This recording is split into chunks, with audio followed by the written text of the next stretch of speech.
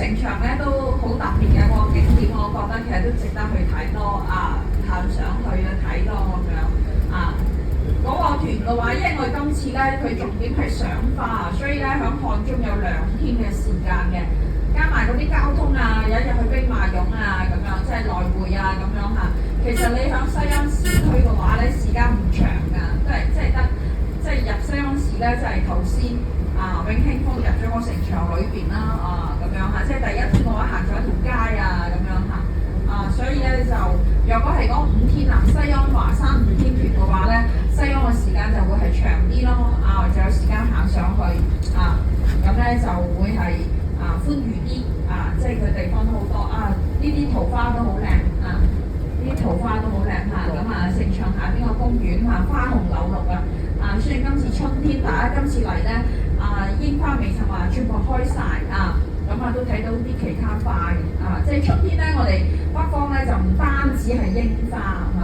仲有好多花，各種各樣花，我哋見到啲海棠花都好靚呢個咧就係其中一個城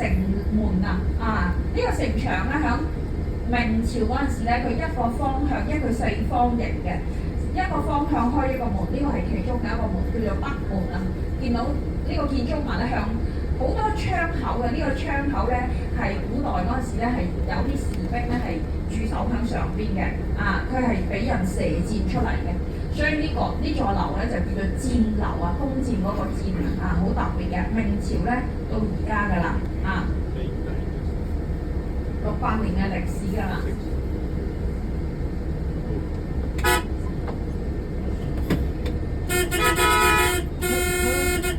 係咪4面都齊晒㗎？係啊，氹跨可以兜一個圈10幾公里翻到你出發嗰地方。踩單車好踩單車可以踩單車，有電瓶車。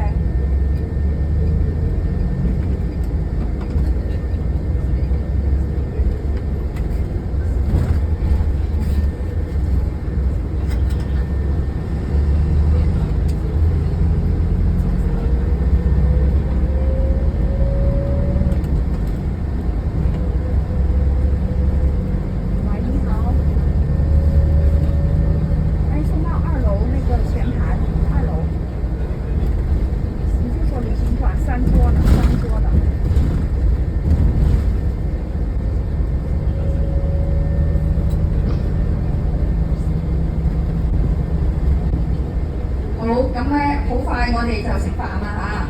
開飯啦。